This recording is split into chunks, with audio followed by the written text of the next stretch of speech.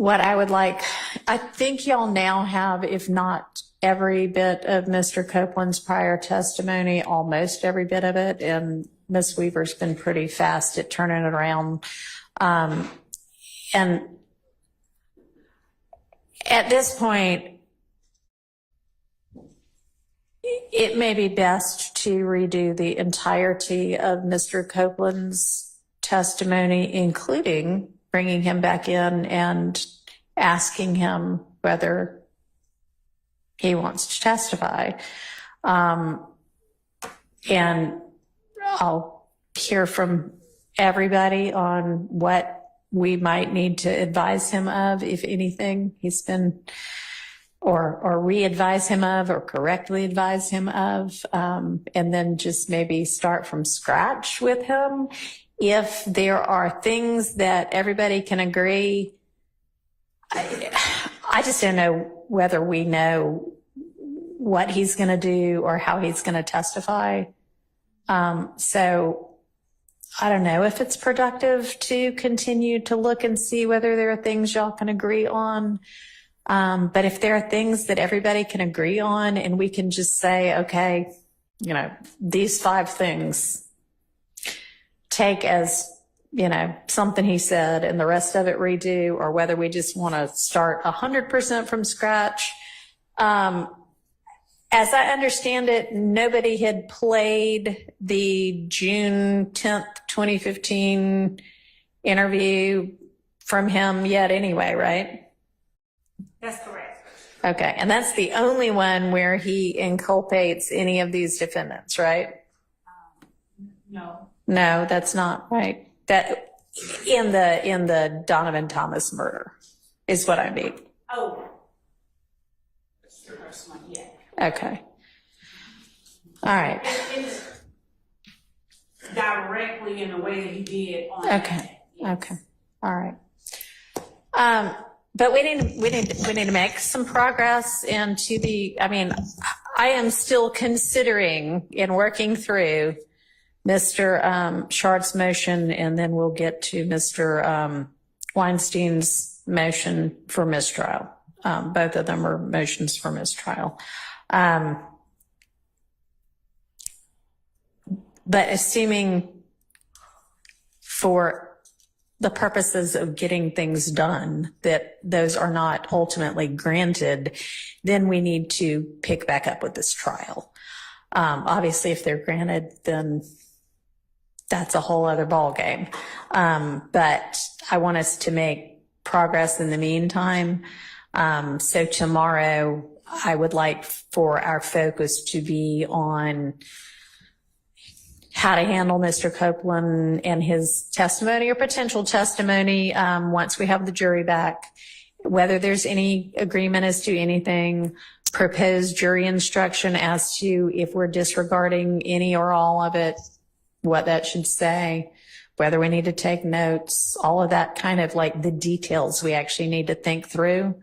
I want y'all working on that tonight so that we can make progress with that tomorrow. And, you know, there are a lot of things up in the air in this case. And I am going to once again say to everybody that there's a lot of risk for everybody. There's a lot on the line for everybody, both sides of this case. And I know not everybody has necessarily the most fruitful relationship with each other across the aisle right now. But I know, Mr. Steele, you said that you do still have a good relationship with the district attorney herself, who certainly authorized to talk about each and every case because they're all her cases ultimately. But, you know, y'all need to be thinking about all of the potential ways to handle and move forward in this case.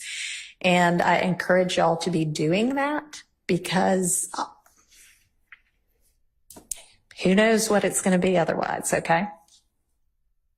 And Your Honor, we did get last night, speaking of things that we can deal with. Yeah. He got last night from Mr. Sharp, and he can correct me if I'm wrong, I believe about 76 proposed redactions from the proffer of one of our witnesses that we discussed on Friday, Mr. Zachary. Okay. At some point, I know that the court is going to have us to address those. So, and I believe that Mr. Sharp, he can again correct me if I'm wrong, said that he could go through that was what I believe, the August 2017 interview, a proffer from Mr. Zachary. And there's an earlier one that I think he said he's going to go through and okay. He said he's going to go through another one. Okay. And so if he sends us those, that's another thing that we need to work out. Perfect.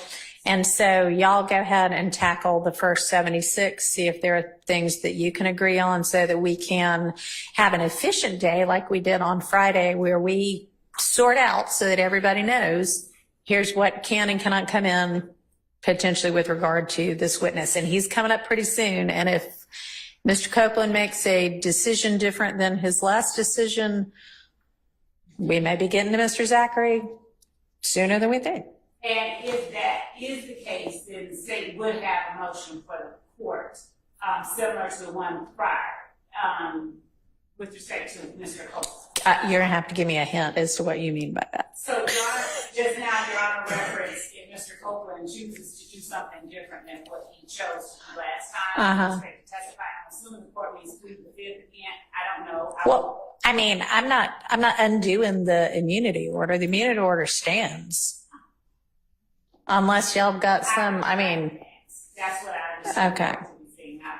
All right. Well, I mean, I guess we can, I don't at this point see a need to undo and potentially redo an immunity order. I know that there is the argument about how paragraph 11 might contain a misrepresentation as to whether there was an encounter. I mean, the way I read it and what it says is there was an encounter with representatives of the DA's office and people from the defense team. After that, Mr. Copeland told somebody he might plead the fifth. Now, I don't know whether from that it means Mr. Copeland was even a part of that encounter or if that's just given me some kind of a timeline about one thing happened and then another thing happened. But the import of that to the predecessor judge and to any judge considering does immunity need to be granted and is immunity in the public interest here is not what triggered it. It's this witness, who the state thought was going to be testifying voluntarily under subpoena or not, now intends to take the fifth. The only way we can get their testimony, which we believe we need, is to compel it. Will you compel their testimony? That's the import of it to me, not what led up to it. Because there's no allegation of coercion or dirty dealing or anything like that, if it even means that Mr. Copeland was involved in any of that. So I don't believe that the immunity order needs to be redone. If somebody else thinks differently, y'all let me know that right now. Silence. Mr. Steele. I don't believe anything before Mr. Weinstein filed the first motion to recuse. I'm not challenging anything before that. Okay.